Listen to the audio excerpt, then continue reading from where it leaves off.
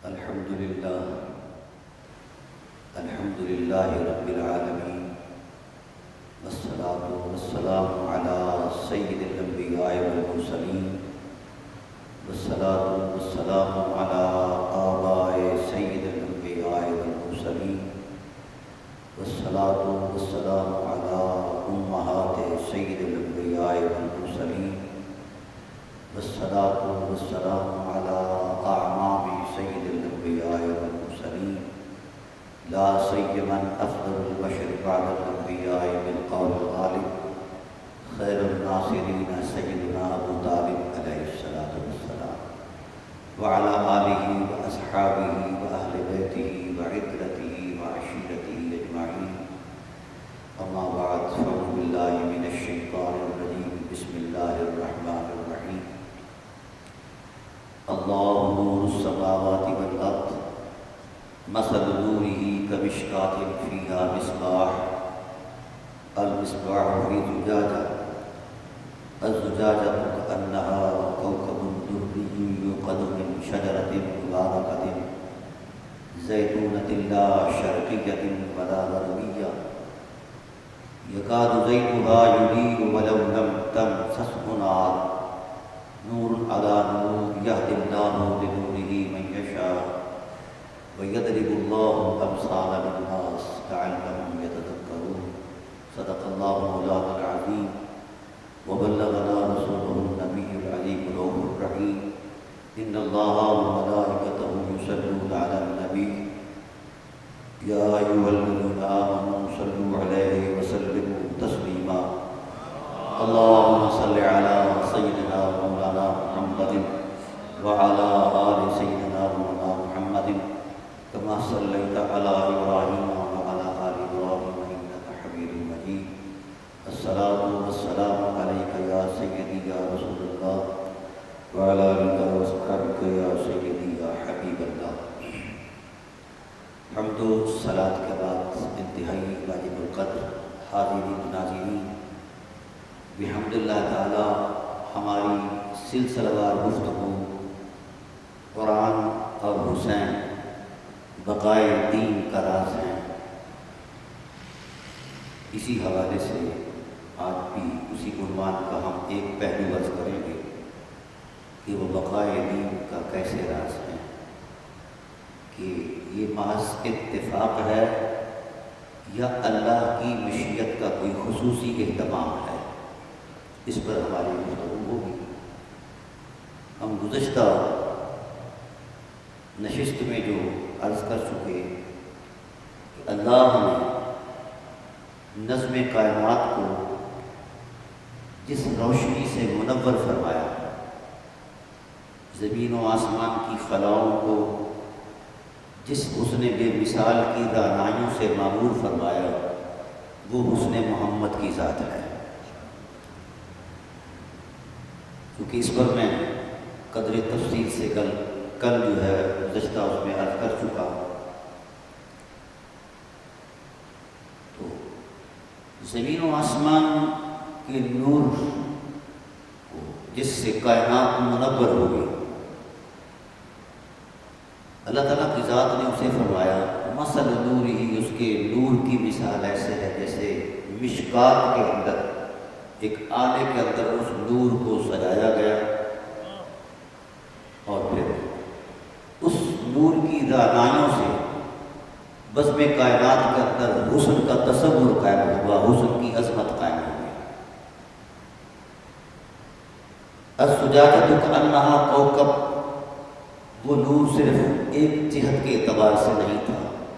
جس طرح ستاروں کی جھلملاہٹ میں اس کی جو ہنگامہ آرائیاں ہیں کائنات میں، کہکشائیں ہیں، ہر کہکشاں کا الگ سے تصور ہے اور الگ سے کردار ہے. کوئی کہکشاں احد میں چمکی، اس نے وہاں کردار دیا، حتیٰ کہ اس کہکشاں کو جب اس کہکشاں سے روح عظمت اٹھا لی گئی تو ان کے کلیجے کو بھی چیرا گیا. اس کہکشاں مقام احد کو منور کر دیا، اس تشخص کو ہم سیدنا امیر حمزہ علیہ السلام کے ٹائٹل سے جانتے ہیں۔ تو اس طریقے کے اعتبار سے ہر کہکشاں نے اپنا کردار دیا۔ پھر کوئی کہکشاں کہیں جب نظم کائنات کو قیامت تک کے لیے ایک روشن اسوہ کی ضرورت پڑی تو وہ کہکشاں کربلا میں چمکی۔ تو کربلا کی اس زمین کو وہ نعمت عطا کی کہ آج کہکشاں کا وہ ماحول محض ایک شہر یا علاقہ نہیں بلکہ روح کائنات پر ہر صاحب ایمان کے ایمان کا قبلہ بنا دیا ہے۔ تو کل گفتگو یہ تھی کہ اللہ تعالیٰ نے کلمہ طیبہ جو پہلا عنوان ہے اسلام کا، اس کلمہ طیبہ کے تصور میں جو بات فرمائی میں تفصیل میں نہیں جانا چاہتا تاکہ ہم بات ذرا آگے چلائیں کہ یہ کلمہ طیبہ کیا ہے۔ شجرہ طیبہ ہے۔ شجرہ طیبہ کیا ہے؟ اصلھا ثابت، جن کی جڑ بڑی مضبوط ہے۔ وفرعھا فی السماء، آسمان کی چھت کو اس کی شاخوں نے سجا رکھا ہے، بھر دیا ہے۔ تؤتی اکلھا کل حین، یہ وقت کے تصورات سے بھی پہلے فیض بار تھا اور وقت کے تعینات کے بعد بھی یہ فیض بار رہے گا۔ اب ہم نے اس درخت کی جو ظاہری کمیت تھی اس پر تو ہم نے گفتگو کر لی ہے کہ وہ درخت کا جو تصور کلمے کی عظمت میں دیا جا رہا تھا وہ ذات محمد ہے، زہرا شاخیں ہیں، علی شاخیں ہیں، زہرا شگوفے ہیں، حسنین پھل ہیں، اور اہل محبت جو ہیں اس کے پتے ہیں وغیرہ۔ اس درخت جس کے پیکر عصمت میں ساری عظمتیں مربوط اور مضبوط تھیں، بالآخر یہ درخت اپنے وجود کے اعتبار سے کہاں قوام پذیر تھا۔ تو آپ جانتے ہیں قرآن نے کہا اصلھا ثابت، اس درخت کی جڑ جو ہے وہ اپنی طہارت میں پاکیزہ ہے، یعنی اسے کوئی بیماری نہیں لگی، کوئی آلودگی اسے نہیں لگی۔ تو اب اس کی جو اصل ہے، یعنی ہر درخت کی اصل جڑ ہوتی ہے، اس جڑ سے بھی پہلے ایک وجود ہوتا ہے، وہ چوہد ہوتا ہے اور بیج ہوتا ہے۔ سلام اس جڑ کو جو میرے محمد کی اصل قرار پائی ہے، سلام اس جوہر عظمت کو جو میرے محمد کی اصل قرار پایا ہے۔ اس جڑ اور اصل اور تخم سے مراد حضور کے والدین ہیں۔ قرآن نے ان کی حرمت مآب شخصیت کو ثابت کیوں کہا؟ ثابت کیوں کہا؟ اس لیے کہا کہ ان کے کردار کی طہارت نے نبوت کو طاقت بخشی ہے۔ تو میں اس لیے ہلکا سا آپ کو پس منظر میں لے گیا تاکہ حسین علیہ السلام کی حرمت جو ہے، معرفت جو ہے، وہ جلدی سمجھ میں آ جائے کہ یہ محض فطرت کا ایک تصور نہیں، اللہ کی مشیت کا خصوصی اہتمام ہے۔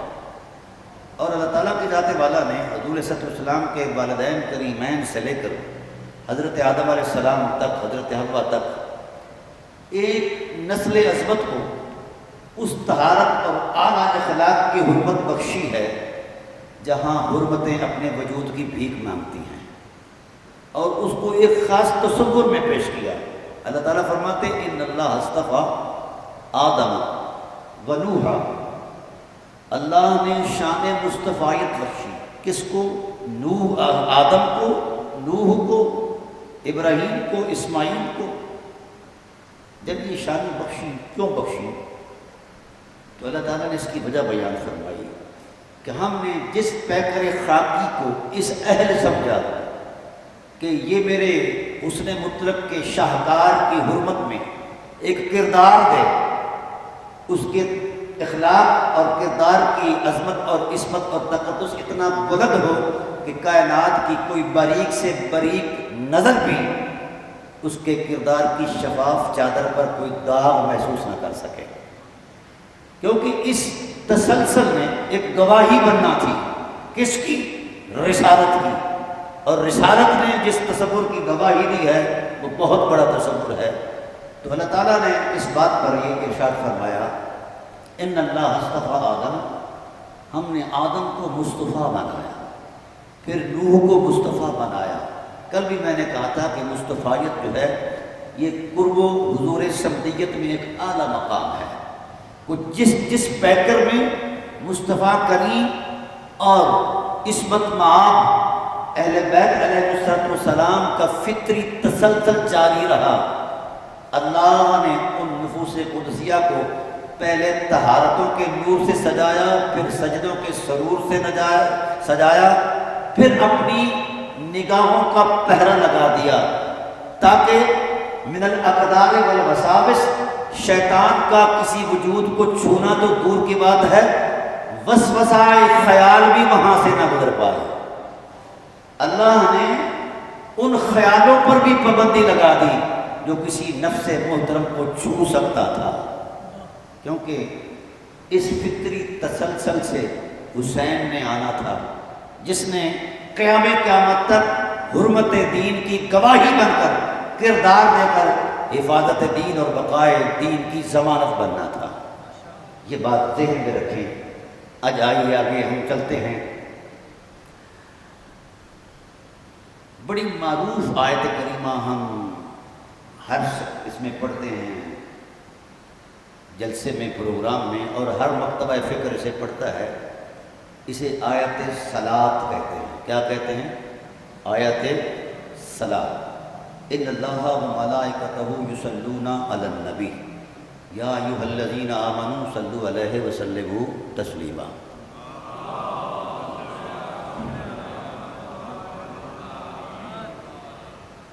اس کا نزول کیوں ہوا؟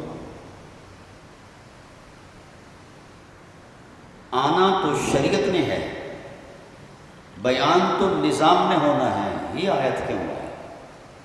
اس کا فلسفہ قرآن نے بیان فرمایا کہ جس ذات نے نظام حیات کو رونق حرمت بخشنی ہے، وہ ذات اپنی شفافیت اور حرمت کردار میں اتنی بلند ہے کہ میرا قرآن اس کی تصدیق کرتے ہوئے کہتا ہے انک لعلی خلق عظیم۔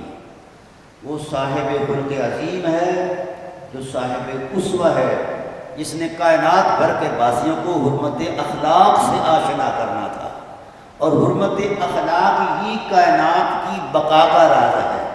جن قوموں کے اخلاق بہتر ہیں وہ قومیں آج بھی منظر عام پر بطور نصیحت پیش کی جاتی ہیں۔ اب آئیے ہم اس کا تھوڑا سا علمی جائزہ لیتے ہیں تاکہ ہمیں معرفت نصیب ہو جائے حسین کی۔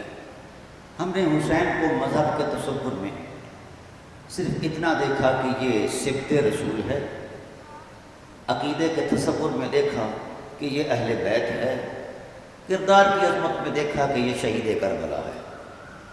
حسین ان تصورات سے بلند ہے۔ آج میری گفتگو جو ہے ذرا اس زاویہ نظر سے سننا ہے، خالی الذہن ہو کر۔ جہاں تک ہم نے سوچا سمجھا، تحت شعور میں بات آئی، حسین ان حوالوں سے بلند ہے۔ کتنا بلند ہے؟ آئیے ہم قرآن سے پوچھتے ہیں۔ میں اس لیے معرفت پیش کر رہا ہوں تاکہ ہم یہ نہ سمجھیں کہ ہم صرف عقیدت سے سرشار ہو کر آئے اور ثواب لے کر گئے۔ ہمیں ایک ایسا عرفان نصیب ہو کہ ہماری روح کے انگ انگ سے، وجود کے ہر احساس سے جب بھی کوئی اظہار محبت ہو تو اس کے سامنے ذات حسین قبلہ محبت ہو۔ ان اللہ وملائکتہ یصلون علی النبی، یقیناً اللہ اس کے فرشتے صلاۃ بھیجتے ہیں نبی پر۔ یہ آیت اترتی ہے تو اصحاب رسول علیہ الرضوان عرض کرتے ہیں کہ جہاں پناہ عالم، سلام اور صلاۃ دو حکم ہیں۔ سلام کا طریقہ ہمیں معلوم ہے، علمنا الصلاۃ، ہمیں صلاۃ سکھا دیجیے۔ صلاۃ اس کا مطلب یہ ہے کہ اگرچہ وہ اہل عرب تھے، اہل زباں تھے، تو ان کے نظر و فکر اور شعور کی پرواز سے معنی صلاۃ کہیں بلند تھا، اس لیے صاحب وحی سے سوال کر دیا کہ آقا ہمیں صلاۃ کا مضمون اور مفہوم بتا دیجیے۔ تو حدیث کے الفاظ ہیں فَلَبِثَ مَلِيًّا، رسول صلاۃ کا معنی بیان کرتے ہوئے خاموش ہو گئے کہ اب میں ان کے سامنے معنی صلاۃ کی حرمت کو کیسے بیان کروں۔ کچھ دیر خاموش رہے، پھر حضور فرماتے ہیں فَأَوْحَى اللَّهُ إِلَيَّ، اللہ نے معنی صلاۃ میرے دل پر وحی فرمایا اور کیا کہا کہ میرے حبیب آپ پر آپ کے غلاموں نے، صادق اور مصدوق غلاموں نے آپ پر یہ سوال کیا ہے کہ صلاۃ کیا ہے ہمیں سکھا دیجئے، تو ان سے کہہ دیجئے تم میں بڑے بڑے زعیم قسم کے عالم ہیں، تم میں بڑے بڑے فقیہ بھی ہیں، تم میں بڑے بڑے مفسر بھی ہیں، بڑی بڑی معرفت کے رکھنے والے شناور بھی ہیں، دانشور بھی ہیں، سب کچھ ہونے کے باوجود بھی تم مرتبہ صلاۃ تک نہیں پہنچ سکتے، اس لیے یہ مرتبہ ہی اتنا بلند و بالا ہے، اسے یا خدا جانتا ہے یا مصطفیٰ جانتے ہیں۔ تمہارے لیے کیا ضروری ہے اس ادائیگی حکم کے تصور میں، تمہارے لیے کیا ضروری ہے؟ محبوب ان سے کہو قولوا اللہم صلی علی محمد، یہ اللہ کی بارگاہ میں کہیں کہ اللہ تو بھیج اپنی شایان شان صلاۃ، تو بھیجا تو کرتا تھا اپنے رسول پر، لیکن ہماری استدعا، ہمیں جو حکم دیا گیا ہے کہ ہم بھی بھیجیں، ہم میں وہ ہماری فکر، سوچ، شعور اور ہمارے علم کے جغرافیے میں معنی صلاۃ کا احاطہ نہیں ہو سکتا، تو اس پر ہمارا ایمان ہے، جہاں سے ہمارے آواز ختم ہو جاتے ہیں تیری حکمتوں کا آغاز وہاں سے ہوتا ہے، لہذا ہماری بساط نہیں کہ ہم پیش کر سکیں دربار رسالت میں نذرانہ صلاۃ، لہذا قولوا اللہم صلی علی، اے حبیب ان سے کہو کہ یہ خدا سے کہیے۔ اس کا مطلب یہ ہے کہ مرتبہ صلاۃ کوئی ایسی حقیقت تھی جو صحابہ کے نظر و فکر اور شعور سے بھی بلند تھی۔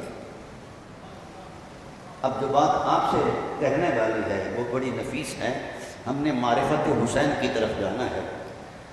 اب جملہ بنتا تھا اللہم صلی علی محمد، یہاں لفظ صلاۃ کا مضمون مکمل ہو جاتا تھا، ہو جانا چاہیے تھا نا، کیونکہ یصلون علی النبی، نبی کا کل وجود پیکر محسوس تھا، یہاں رسول رک جاتے کہ اللہم صلی علی محمد، اور معنی قرآن، معنی صلاۃ، مشیت الہی کی حکمتیں یہاں آ کر تکمیل پذیر ہو جاتی، لیکن صاحب وحی ہیں اور معارف قرآن کا پہلا عنوان ہے، تو وہ کیسے برداشت کرتے ہیں کہ میں ان کو صلاۃ کا آدھا معنی بتاؤں؟ آپ نے ارشاد فرمایا قولوا اللہم صلی علی محمد وعلی آل محمد۔ اب یہ صاحب وحی لفظ صلاۃ کے معنی کا تعین کر رہا ہے۔ آپ قرآن کی تفسیریں پڑھیں گے، جس بھی نقطہ نظر کے احباب کے حوالے سے پڑھیں گے، کوئی صحابی کا قول پیش کرے گا، کوئی تابعی کا قول پیش کرے گا، کسی حوالے سے، یہ وہ واحد آیت ہے جس کے معنی کا تعین خود زبان رسالت نے بیان فرمایا ہے۔ اب اس کی اتھینٹسٹی میں کسی قسم کا کوئی شک اور شبہ کا تصور ہی کوئی نہیں، امکان ہی کوئی نہیں۔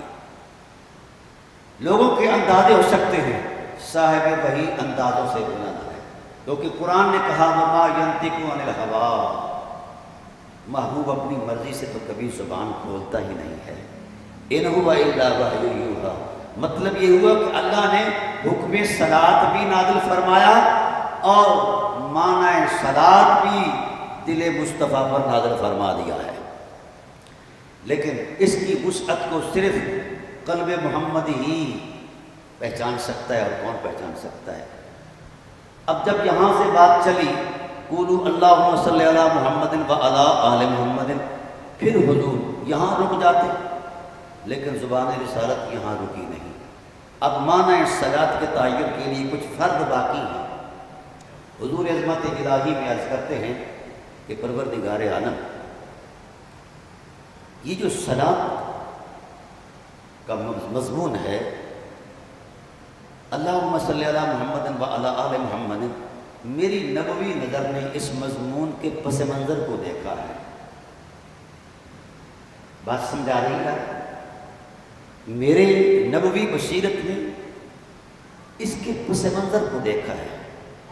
اللہم صلی علی محمد و علی آل محمد، جملہ مفید مکمل ہو گیا مضمون، لیکن اے اللہ ایسی ویسی بات جو صرف فرد جذبات میں کہی جا سکے وہ قبول نہیں، ہم پر وہ درود بھیج کما صلیت علی ابراہیم و علی آل ابراہیم انکا حمید مجید، ہم پر وہ درود بھیج جو ابراہیم اور آل ابراہیم۔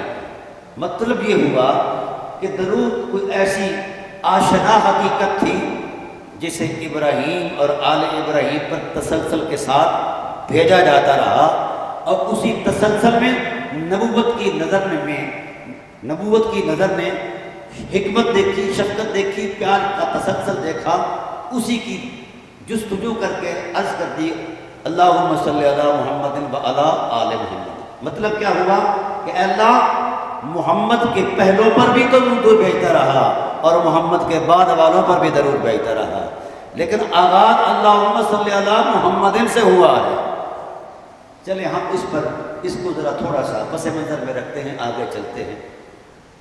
ہم نے معرفت حاصل کرنی ہے، یہ ہر مکتبہ فکر کا آدمی پڑھتا ہے، درود ابراہیمی سے کسی کو انکار نہیں۔ ہم جاننا چاہیں گے کہ درود ابراہیمی کے منظر نامے میں جو چھپی ہوئی حقیقتیں ہیں، جو راز ہیں، آج چاہوں گا ان اسرار میں سے ایک راز بیان کر جاؤں۔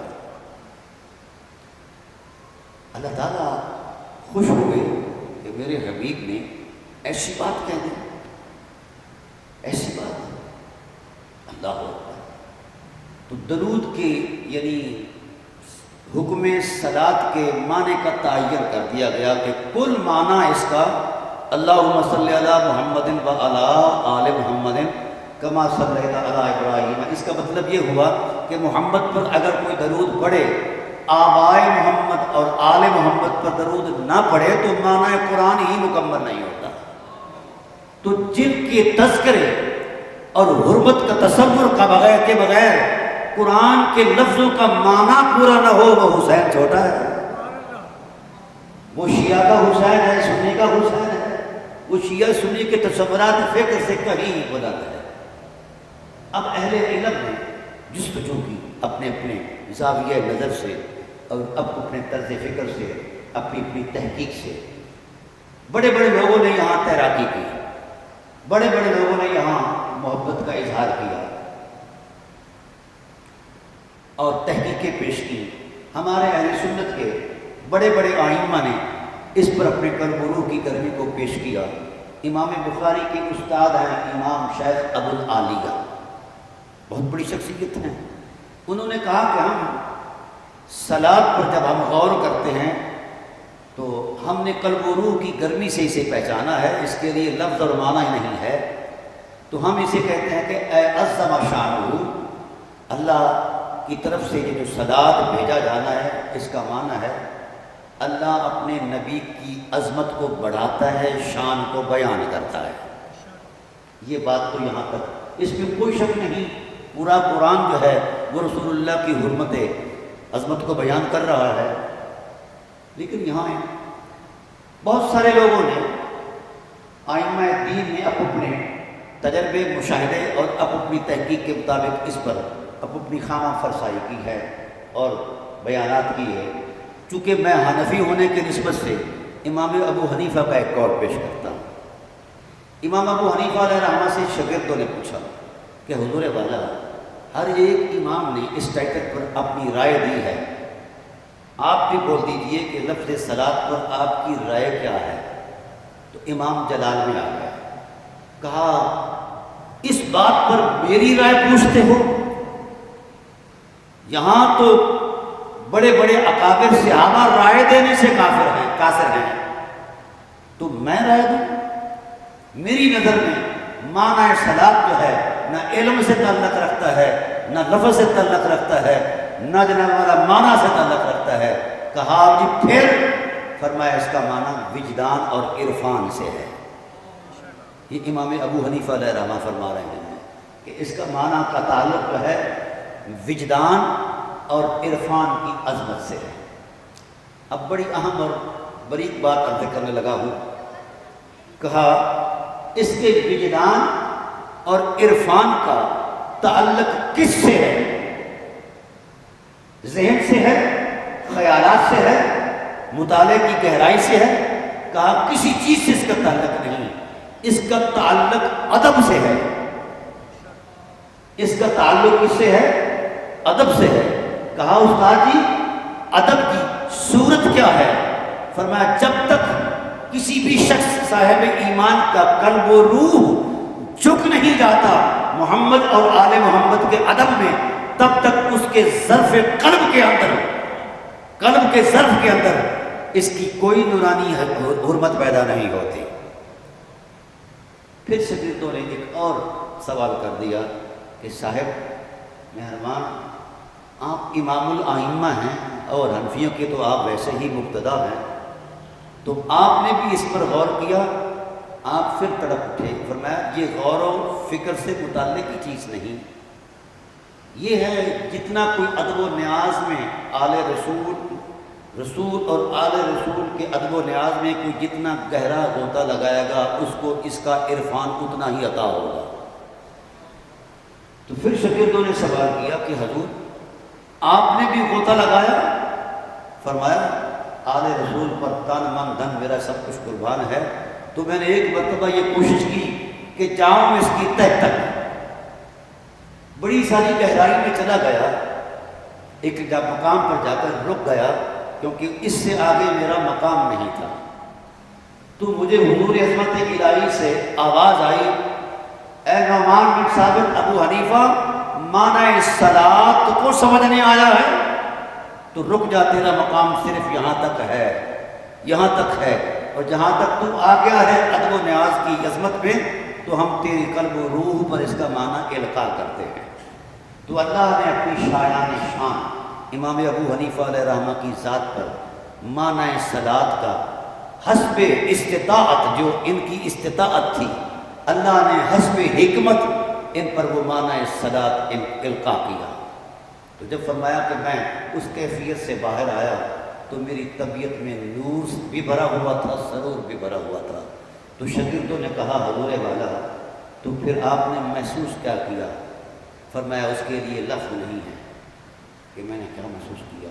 بڑا جملہ بولا، فرمایا میری نظر میں، میری شعور میں، میری دانائی میں جو کچھ آیا وہ یہ تھا کہ صلاۃ کا معنی کیا ہے؟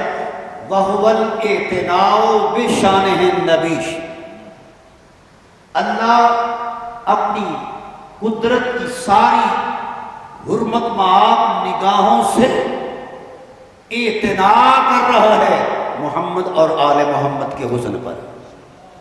اعتناء کا معنی ہوتا ہے متوجہ ہونا، یعنی کامل توجہ۔ تو فرمایا میرے قلب و روح میں اس وقت یہ بات آئی کہ اللہ تیری ساری نگاہوں کا قبلہ تو محمد کا حسن ہے یا آل محمد کی حرمت ہے۔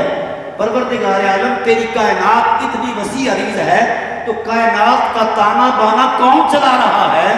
تو حضور عظمت الہی سے آواز آئی، ابو حنیفہ خاموش ہو جاؤ، سوال نہ کرو، جہاں تک کائنات کا نظم ہے فالمدبرات امرا، ہم نے نظم کائنات کا سارا تانا بانا مدبرات امر کو دیا ہوا ہے کہ تم یہ دیکھو اور میں حسن محمد کو تکتا ہوں اور حسن آل محمد کو تکتا ہوں، میری توجہات اب کوئی چیز۔ اور پھر حضور نے فرمایا جفت الاقلام، اللہ نے سب کچھ طے کر کے کلموں کو خشک کر دیا، اب کسی مزید تانے بانے کی ضرورت نہیں۔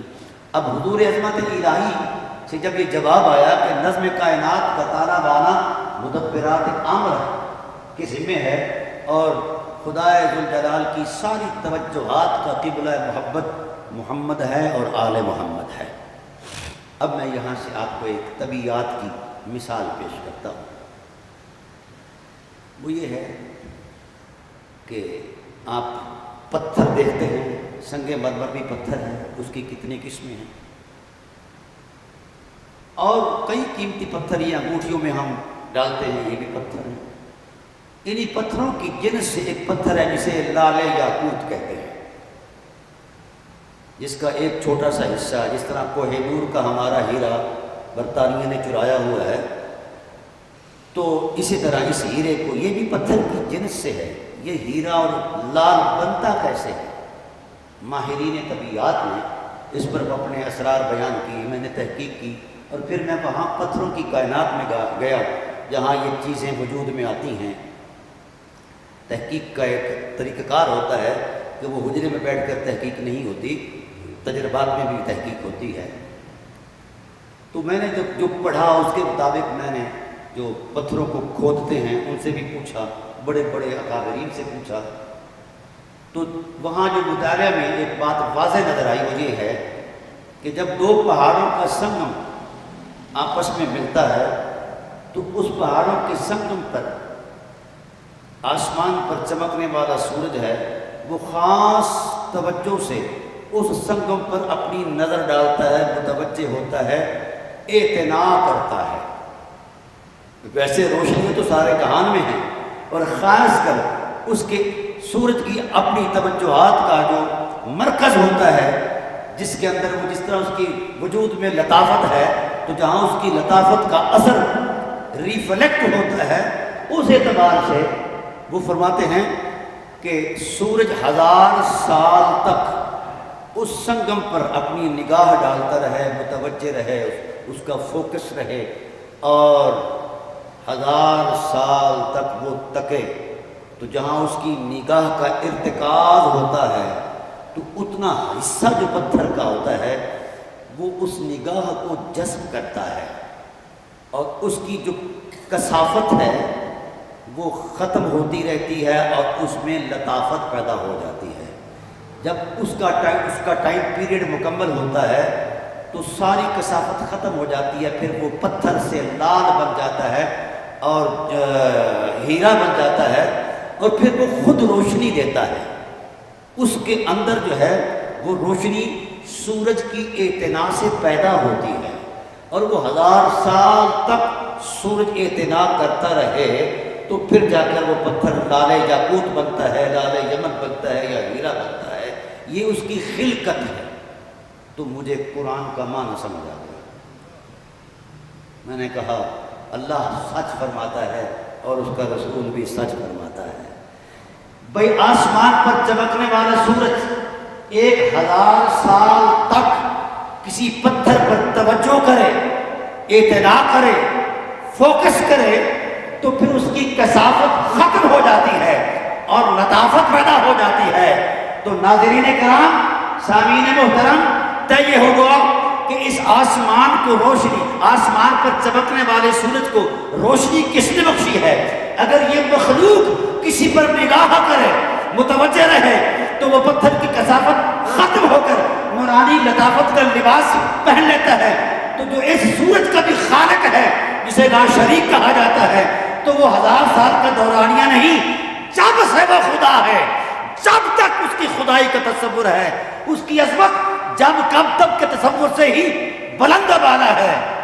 تو جب وہ اعتناء کر رہا ہے وجود محمد پر اور آل محمد پر، بتاؤ ان وجودوں میں کتنی لطافت پیدا ہو گئی ہوگی۔ یہ ایک سائنسی مثال بھی ہے، میں عرض کروں گا انشاءاللہ۔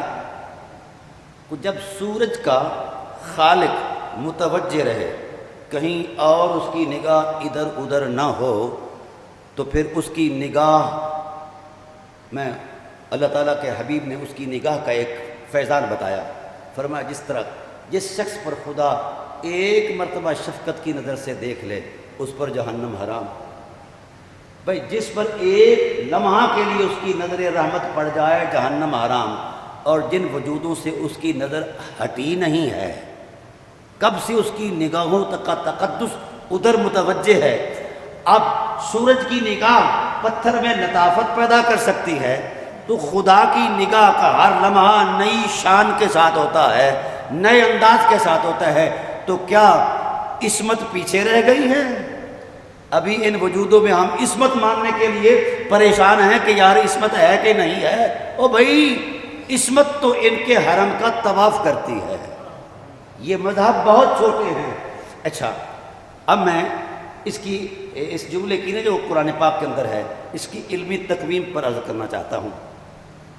یہ لفظ ان اللہ و ملائکتہ یصلون علی النبی لفظ انا سے شروع ہوا، اور انا جو ہے یہ توثیق اور تحقیق کے لیے آتا ہے کہ اس میں کوئی شک والی بات نہیں۔ اللہ ویسے بھی بات کرے تو بھی اس میں کوئی شک نہیں، تو یہاں تاکید فرمائی کہ اس بات میں شک کرنے والے کیا کرتے ہیں؟ اعتنا کرتے ہیں۔ اب یہ اس جملے میں ایک خاص حسن ہے۔ عربی تکلم آپ نہیں جانتے، میں سادے لفظوں میں سمجھاؤں گا۔ عربی کے جملے دو اعتبار سے متعارف ہیں۔ پہلا اعتبار کہ کسی اسم سے شروع کیا جائے تو اس کو جملہ اسمیہ کہتے ہیں، اگر فعل کام سے شروع کیا جائے تو اس کو جملہ فعلیہ کہتے ہیں۔ اب ان جملوں کی تقویم علمی کے اندر ان کے سینے میں اس کی خصوصیات ہیں۔ جملہ اسمیہ کی ایک خاصیت ہے کہ اس کا وہ جس بھی عمل میں وہ جس بھی حقیقت کی وہ نشاندہی کرتا ہے اس میں تسلسل اور استمرار ہوتا ہے، یعنی کسی عمل کا مسلسل کرنا جس میں لمحہ بھر کے لیے بھی رکاوٹ اور خلا نہ ہو۔ تو جملہ اسمیہ کو انا کی عظمت سے شروع کر کے طے کر دیا کہ میری نگاہوں کا فیض جو ہے محمد اور آل محمد پر مسلسل ہے، رکا نہیں ہے۔ میری نگاہ عظمت جو ہے یہ مسلسل ہے۔ تو کتنے مسلسل ہے؟ بھئی تم زندگی کا کوئی کام تسلسل سے کرتے ہو، تمہارے لیے نیند بھی عارضہ ہے، تمہارے لیے اونگ بھی عارضہ ہے، تمہارے لیے تھکاوٹ بھی عارضہ ہے۔ لا تأخذہ سنۃ ولا نوم، میں تو اس استعداد کے ساتھ اپنے محمد اور آل محمد پر اعتنا کیے ہوئے ہوں، نہ تو مجھے اونگ آتی ہے نہ نیند آتی ہے، اور پھر ولا یعود حفظہما، تو میں تھکتا بھی نہیں ہوں۔ میں اپنی الوہی عظمت کے ساتھ اعتنا کیے ہوئے ہوں، متوجہ ہوں محمد اور آل محمد کے حسن کی عظمت کی طرف۔ اب اسی جملے میں ایک اور جملہ جو ہے اسی تسلسل میں ایک مزید رونق ہے ایمان دے رہا ہے، وہ یہ ہے یصلون علی النبی۔ یہ اس جملے کی تقویم علمی جو ہے فعل سے شروع ہوتی ہے کہ اللہ بھیجتا ہے، پڑھتا ہے، بیان فرماتا ہے کیا؟ درود اپنے نبی پر۔ اب جملہ فعلیہ کی بھی ایک خاصیت ہے، وہ ہے تجدد اور تحدث، یعنی نئی بات اور نکھری ہوئی بات۔ بڑی پیار والی بات عرض کر رہا ہوں، نئی بات اور نکھری ہوئی بات۔ اللہ کوئی ایسی بات کرتا ہے جو پورے الوہی تسلسل کے ساتھ کر رہا ہے۔ جب ان اللہ آ گیا ہے تب اس کے لیے وقت کا کوئی تعین نہیں ہے، جب سے وہ اللہ ہے تب سے کر رہا ہے۔ اب اس کے لیے تو جب کا تصور ہی غلط ہے، تو ازل سے لے کر ابد تک جس عمل کو وہ مسلسل کر رہا ہے وہ محمد اور آل محمد پر اعتنا کیے ہوئے ہیں، متوجہ ہے، اور پھر کیا کرتا ہے؟ اس کی توجہ میں کوئی درینہ بات دوبارہ لوٹ کر ریپیٹ نہیں ہوتی۔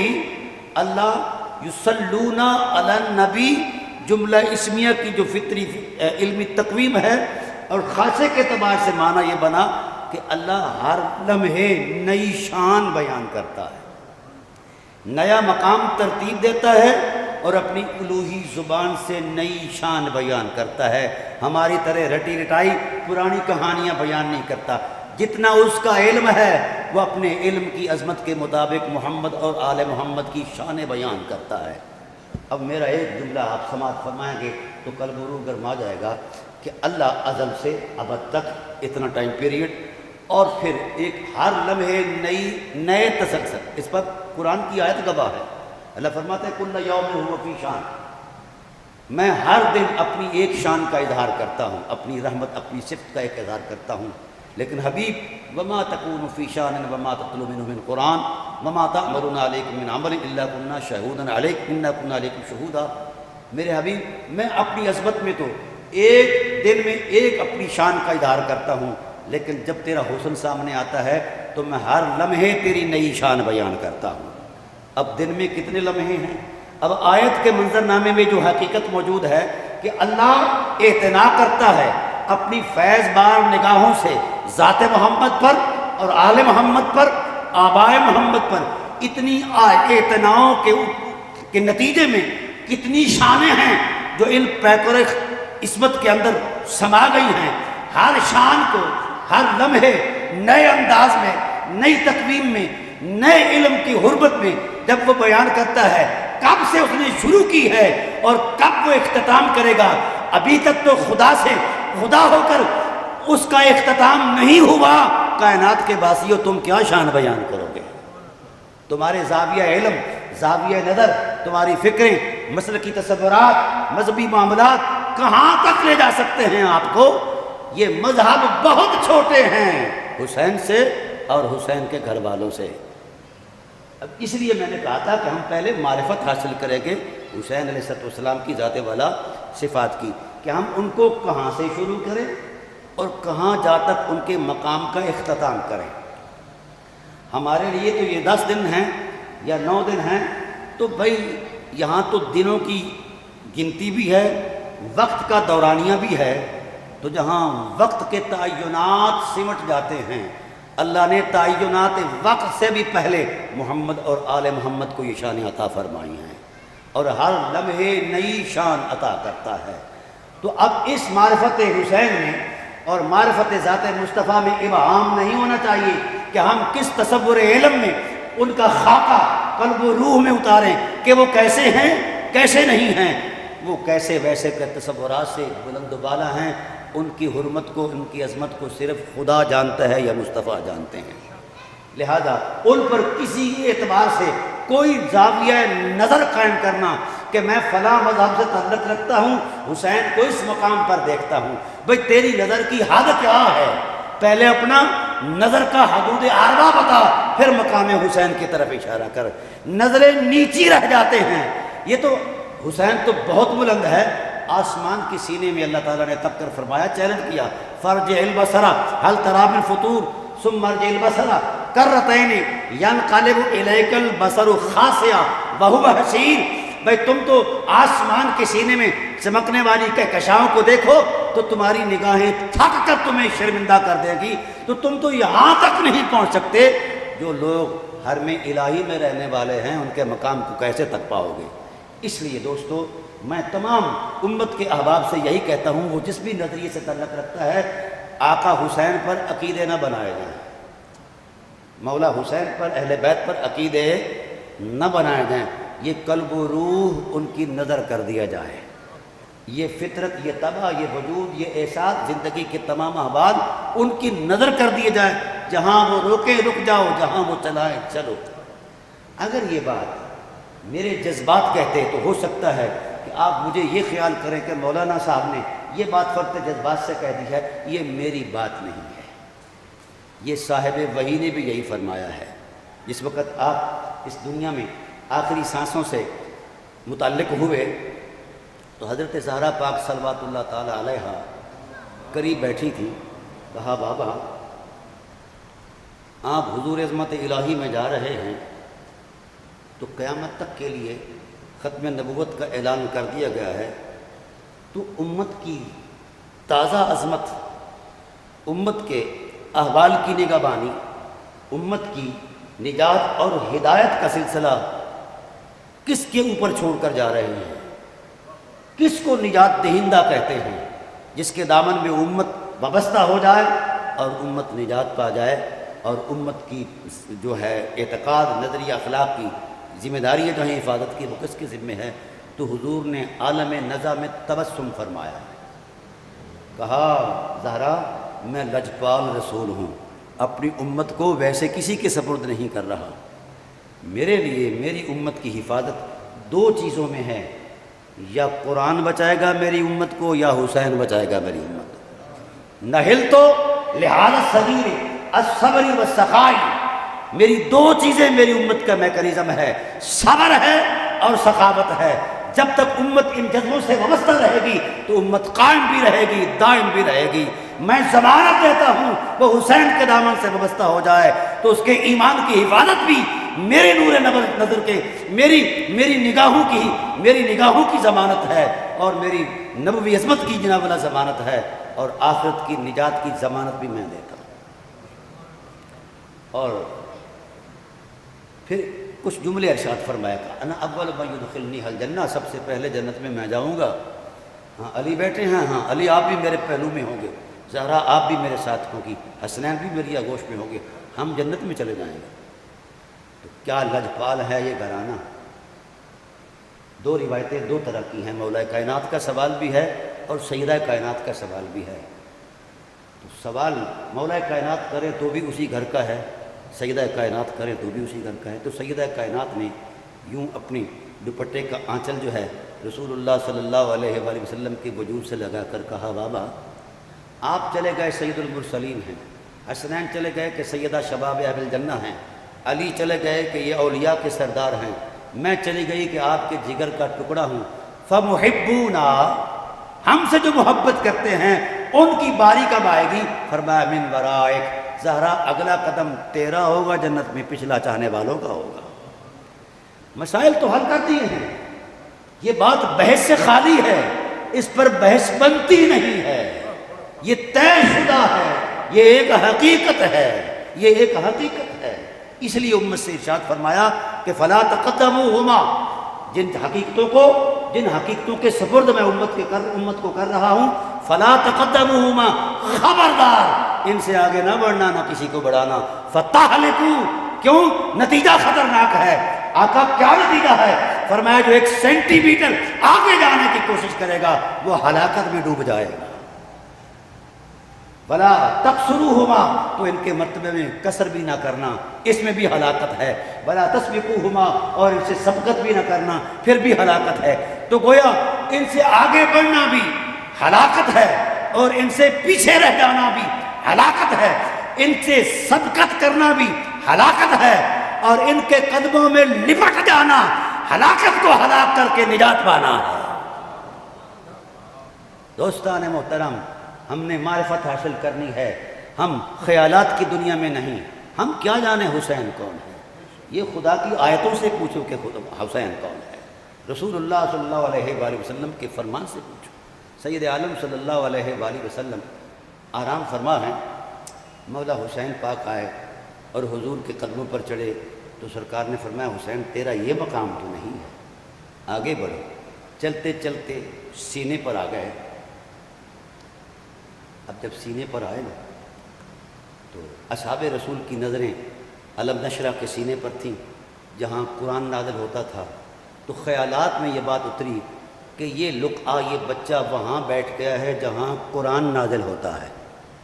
یہ بات کہی اصحاب نے اپنے خیالات کی دنیا میں، تو حضور کی نبوت کی نگاہ نے ان کے خیالوں کو پڑھ کر اٹھے اور یوں حسین کو لہرایا، چوما، کہا تم اس بچے کو میرے سینے پر آنے پر دیکھ کر یہ کہہ رہے ہو تعجب سے کہ جہاں قرآن اترتا ہے وہی حسین بیٹھ گیا ہے؟ فرمایا مجھے کوئی بتا دے کہ قرآن حسین سے جدا کب ہے، جدا کب ہے، اور حسین قرآن سے جدا کب ہے۔ اسی اسنا میں ایک آیت آئی قرآن پاک کی، بلکہ 4 آیتیں آئیں جہاں اللہ نے علماء یہود کی مذمت بیان کی کہ یہ ایسے ہیں ایسے ہیں ایسے ہیں، ان پر لعنت کی۔ تو جب علماء پر لعنت کی گئی تو ایسے میں حضور حیران ہوئے کہ پروردگار عالم، علم وجہ فضیلت ہے اور تو علماء پر لعنت کر رہا ہے۔ تو اللہ کی غیرت نے جلال میں آ کر ارشاد فرمایا، میرے حبیب ہاں ان پر لعنت کرنا واجب ہے، ہاں ان پر لعنت کرنا واجب ہے۔ اے اللہ کیوں؟ فرمایا لیم بألسنتہم وطعنا فی الدین، وطعنا فی الدین، بڑا جملہ بول رہا ہوں قرآن پاک کا۔ فرمایا میرے حبیب یہ نمازیں بھی پڑھتے ہیں، روزے بھی رکھتے ہیں، زکاتیں بھی دیتے ہیں، بڑے نیک پارسا متقی بھی ہیں، لیکن اذا قیل لهم تعالوا الى ما انزل اللہ والى الرسول رأیت المنافقین یصدون عنک صدودا، جب ان سے کہا جاتا ہے کہ دربار رسالت میں آؤ، آداب زندگی بھی سیکھو، آداب بندگی بھی سیکھو، تو یہ تیری بارگاہ میں نہیں آتے، مسجدوں میں چلے جاتے ہیں، کعبہ کی طرف چلے جاتے ہیں، ادھر چلے جاتے ہیں، تیرے حضور سے یہ روکتے ہیں اس لیے جو تیری بارگاہ میں آنے سے روکے وہ کعبے کی چھت پر بھی چڑھ جائے تو بھی لعنتی ہے۔ یہ خدا کی غیرت کا جلال ہے۔ اے اللہ، پھر فرمایا تجھے یہ سمجھتے ہیں کہ محمد جو ہے بنی ہاشم سے ہے، تجھے یہ سمجھتے ہیں کہ یہ پیکر خاکی ہے اور اپنی جیسا سمجھتے ہیں، کیا کرتے ہیں؟ لیم بِأَلْسِنَتِهِمْ، جس وقت تیرا نام لیتے ہیں تیرے نام میں ہی تیرا وصف ہے۔ لفظ محمد حضور کا وصف بھی تو ہے نا، تیرے نام بھی ہی تیرا وصف ہے، اور جس کا مطلب یہ ہے کہ جس کی بار بار تعریف ہو۔ تو میرے حبیب جب یہ نام لیتے ہیں تو اپنی زبانوں کو بل دیتے ہیں تاکہ نام پورے آداب سے نہ لیے جا سکے۔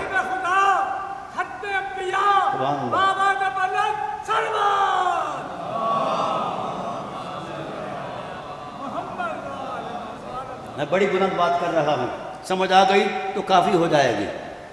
لَيَّمْ بِأَلْسِنَتِهِمْ، یہ اپنی زبانوں کو بل دیتے ہیں تاکہ تیرے نام کی ادائیگی میں وہ لہجہ ہو جس میں تیرا ادب نہ ہو۔ تو میرے حبیب جس لہجے میں تیرا ادب نہیں، اس مولوی پر لعنت کروں نہ کروں تو پھر کیا کروں؟ اس پر لعنت کرنا ضروری ہے۔ لَيَّمْ بِأَلْسِنَتِهِمْ، تجھے یہ پیکر عصمت میں ایک انسان سمجھتے ہیں، اپنے جیسا سمجھتے ہیں وغیرہ۔ میرے حبیب تیرے پیار کی قسم، تیرے سر کے بالوں سے لے کر پاؤں کے ناخن مبارک تک تیرا سراپا محض فطرت کا محسوس نہیں، یہ دین ہے۔ کیا ہے؟ دین ہے۔ تیرا سراپا دین ہے۔ تو تیری ذات پر جو حرف اٹھاتا ہے، انگلی اٹھاتا ہے، تو دین کی حرمت کو پامال کرتا ہے، اور جو دین کی حرمت کو پامال کرتا ہے اس پر لعنت نہ کروں تو پھر کیا کروں؟ اچھا، اب یہ بات جو حساس انداز میں ہے کہ تیرا سراپا دین ہے، اور جو تیرے دین، جو تیرے پیکر خاکی پر، تیرے پیکر عصمت پر اس طرح کے الفاظ بولے جو تیری حرمت کے خلاف ہیں، اس پر بھی لعنت کرنا ضروری ہے۔ جو زبان کو بل دے تاکہ حرمت آداب پورے بجا نہ لائے جا سکیں، اس پر بھی لعنت ہے۔ تیرا سراپا عین دین ہے۔ ابھی یہ جملے بولے میرے مصطفیٰ نے تو کریم آقا نے پھر حسین کو اچھال کر یوں کہا، لوگوں خدا کی حرمت کی قسم، خدا نے میرے پیکر کو دین کہا ہے، میں حسین کو دین کہتا ہوں۔ میں خدا کا دین ہوں، محمد کا دین حسین ہے۔ شاید ہو سکتا ہے کسی روایت کے تصور میں یہ بات کہیں صحت اور سکم کے تصور میں گنی جا سکے، لیکن بات عرض کر جاؤں، شہنشاہ اجمیر نے کھل کر کہا تھا، دین است حسین، شاہ است حسین، بادشاہ است حسین، دین است حسین، دین پناہ است حسین، سرداد نہ داد، دست در دست یزید، پاک اور پلید ایک نہیں ہو سکتے۔ ایسا ہے نا، لا یستوی القاعدون من المؤمنین غیر اولی الضرر، جو لوگ جہاد کرنے سے رک گئے وہ جہاد کرنے والوں جیسے نہیں ہو سکتے، تو پلید اور پاک کیسے ایک ہو سکتے ہیں؟ اب آئیے ایک تشریح کرنا چاہتا ہوں، وہ سمجھ میں آ گئی تو میں سمجھوں گا کہ میرا اتنا سفر جو ہے کسی کھاتے لگ گیا۔ دین است حسین، قرآن پاک کے اندر لفظ جتنی بھی مرتبہ آیا ہے نا، دین، کیا لفظ دین۔ میں ایک چھوٹی سی مثال پیش کرتا ہوں۔ کفار مکہ آئے، کہنے لگے کہ اے محمد صلی اللہ علیہ وسلم، ہم آپ سے نیگوسیشن کرنا چاہتے ہیں، صلح کرنا چاہتے ہیں، ایسا کرو کہ کچھ دیر کے لیے آپ ہمارے خداؤں کی پوجا کر لو، سال بھر ہم تیرے خدا کی پوجا کریں گے۔ تو جلال نبوت نے انہیں جواب دیا، قرآن اس کا گواہ ہے، قل یا ایھا الکافرون لا اعبد ما تعبدون ولا انتم عابدون ما اعبد ولا انا عابد ما عبدتم ولا انتم عابدون ما اعبد لکم دینکم ولی دین۔ تو جتنی مرتبہ بھی لفظ دین آیا ہے، عقیدہ کی حرمت بن کر آیا ہے۔ عقیدہ، اور عقیدہ اول ہے، عمل بعد میں ہے۔ یہ فلسفہ سمجھنا چاہیے امت مسلمہ کو۔ عقیدے کی اکائیاں پہلے ہیں، ان پر یقین پہلے ہے، پھر بعد میں عمل ہے۔ عمل کے اندر کوتاہی ہو سکتا ہے معاف ہو جائے، عقیدے میں کوتاہی کبھی معاف نہیں ہوگی۔ تو کہا لکم دینکم ولی دین، قرآن میں جتنی مرتبہ لفظ دین آیا ہے اس سے اعمال کا تصور نہیں ہے، عقیدے کا تصور ہے۔ تو رسول نے یہ طے کر دیا حسین شخصیت نہیں، حسین فرد فطرت نہیں، آقا کیا ہے؟ فرمایا حسین دین ہے، اسلام کے عقیدے کی پہلی اکائی ہے، جس عقیدے میں بطور عنوان عقیدہ پہلی اکائی کے طور پر حسین چمک رہا ہوگا، وہ دل کیا ہوں گے؟ وہ اللہ کا عرش ہوں گے۔ تو حسین کو عقیدہ سمجھو، ہم نے صرف سبت رسول سمجھا ہے، اس لیے میں ان چیزوں کی آگاہی دے رہا ہوں۔ جب تک امت مصطفیٰ کو معرفت حسین نہیں آتی تب تک کیا ہے، نہ ہمیں نجات ملتی ہے اور نہ ہمیں راہ حق میسر آئے گا۔ تو حسین پر بحث نہیں ہے، عقیدے کا جتنا بھی تصور قرآن میں دیا گیا ہے اس پر بحث نہیں۔ دو چیزوں پر قرآن نے کہا کہ غور کرو، کائنات کے اندر جو نوامی سے قدرت ہے اس پر غور کرو تاکہ خدا کی شان خلقیت جو ہے، خالقیت جو ہے اس کا یقین ہو۔ نوامی سے قدرت میں غور کرو اور قرآن کی آیات میں بھی غور کرو۔ افلا یتدبرون القرآن، آیات میں بھی غور، کائنات میں بھی غور۔ جب مرتبہ محمد آئے اور مرتبہ آل محمد آئے اب وہی غور حرام ہو جایا کرتا ہے۔ تو عقیدوں پر بحث نہیں ہے، بس لا الہ الا اللہ پر آپ کیا بحث کریں گے؟ وہ عقیدہ ہی نہیں جو زیر بحث ہو جائے۔ تو پھر میں یہ کہتا ہوں پوری امت کے لوگوں سے کہ اگر لا الہ الا اللہ پر کوئی بحث نہیں تو محمد رسول اللہ پر کیسے بحث ہے؟ جب ذات محمد پر بحث نہیں تو وجود محمد کے جو فطری، طبعی، اخلاقی، روحانی اجزاء ہیں، جو حصہ ہیں نبوت کے وجود کا، ان پر کیسے بحث بنتی ہے؟ لہذا حسین دین ہے۔ یہ بات آج سمجھ آ گئی کہ محض وہ فرد بشر نہیں، سبط رسول نہیں، محض وہ ایک شہید کربلا نہیں، بلکہ وہ دین کی اکائیوں میں بنیادی اکائی ہے۔ دین است حسین، حسین دین ہے۔ تو اس لیے جن کو یہ عرفان مل جاتا ہے اسے خواجہ خواجگان، خواجہ اجمیری کہا جاتا ہے، ورنہ نیچے ہم رہ جاتے ہیں، کوئی سنی بن گئے، کوئی شیعہ بن گئے۔ اس ڈرامے سے باہر آؤ، اس کے اندر کچھ بھی نہیں رکھا۔ جب آپ کو یقین نہیں آتا، مثلا انہوں نے پھر راز کھول دیا، دین است حسین، دین پناہ است حسین، کہا ہے نا، پھر کہا اسی آیت کے ضمن میں تفسیر میں یہ بات کہی، دین پناہ است حسین۔ اگلی بات جو ہے، سر داد نہ داد دست در دست یزید، سر دیا مگر ہاتھ، کیونکہ پلید کے ہاتھ میں پاک ہاتھ نہیں جا سکتا، یہ تو عادت کے خلاف ہے۔ اگلی بات کہہ کے میرے ذہن کو تھکا دیا، کہا سر داد نہ داد دست در دست یزید، حقا کے بنائے لا الہ است حسین، حسین لا الہ تو نہیں ہے مگر لا الہ کی طاقت کا نام حسین ہے، بنائے لا الہ ہے۔ تو جب بنا ہٹ جائے تو پھر کیا رہ جاتا ہے؟ اس لیے آج عالم کفر میرے آئٹم بم سے نہیں ڈرتا، عالم کفر میرے خیالوں کی توانائی سے نہیں ڈرتا، میری افرادی قوت سے نہیں ڈرتا، میری مال کی فراوانی سے نہیں ڈرتا۔ کفر کیوں ڈرتا ہے؟ کہ ان کے پیچھے ایک جذبہ بیدار ہے جسے حسین کہتے ہیں۔ آج اگر ان کی سیرت ان کے کرداروں میں زندہ ہو گئی تو پھر کربلا اگر لگی تو پھر شکست جو ہے کفر کا مقدر ہے۔ تو دوستان محترم دیکھیے نا، کوئی حاجی، خاص کر میں اہل سنت کی بات کرتا ہوں، ہمارے حاجی جب جاتے ہیں نا تو 8 دن مدینے میں رہیں، کتنے؟ 8 دن۔ جب بچھڑنے لگتے ہیں تو دھاڑے مار کر روتے ہیں، ایسا ہے نا کہ یا رسول اللہ مدینے سے بچھڑ رہے ہیں، دوبارہ حاضری کی توفیق ہو، دعائیں مانگتے ہیں۔ تو جو مدینے میں 8 دن کے لیے جائے وہ مدینے سے بچھڑتے ہوئے دھاڑے مار کر روئے، اور جو پیدا مدینے میں ہوا ہے، جس کی جوانی مدینے میں آئی ہے، جس کا رانا فطری تصور مدینے میں آیا ہے، جس کی پرورش مدینے میں آئی ہے، پھر مدینے کے کسی گمنام نکر میں نہیں، کونے میں نہیں، جس کی پرورش کا محل سینہ محمد ہو اور زبان رسالت کے لعاب دہن کی حرمتیں ہوں، اور جس کی تربیت، جس کی پرورش کے اندر زہرا کا خون ہو، زہرا کا دودھ ہو، تو پھر ایسے بندے کا، یعنی جس کا خمیر مدینے سے ہو، پھر اس کو جب مدینہ بچھڑتے ہوئے جب وقت لگا ہوگا تو بتائیے اس وقت ان کی کیفیت کیا ہوگی۔ کل میں نے تھوڑا سا ذکر کیا تھا کہ دوستان محترم یاد رکھنے کی بات یہ ہے، کہ ہم صرف واقعاتی تصور میں مذہبی اعتبار سے یہ سنتے ہیں، کاش کبھی ہم اس روح فرسا منظر کے میں اتر جائیں تو پھر اندازہ ہو جائے گا کہ غم حسین کیا ہے، پھر اندازہ ہو جائے گا کہ مصائب کیا ہیں، پھر اندازہ ہو جائے گا لمحہ بلمحہ مدینے کو جس انداز میں چھوڑا یہ تو آپ پر واضح ہو چکا ہے۔ قبر رسول پر گئے تو وہاں رسول اللہ صلی اللہ علیہ وآلہ وسلم کی قبر جو ہے اس کے اندر بھی کیفیت طاری ہو گئی کہ مجھ سے میرا جگر جو ہے یہ جدا ہو رہا ہے۔ پھر اماں کی قبر پر گئے، پھر جناب امام حسن کی قبر پر گئے تو وہاں جو اس وقت غم و اندوہ کے جو پہاڑ قلب حسین پر گزرے ہوں گے، کوئی اس حقیقت کا اندازہ کر سکتا ہے؟ ہمارے پاس صرف ذوق کے چند آنسو ہیں یا گفتگو کے کچھ لفظ ہیں۔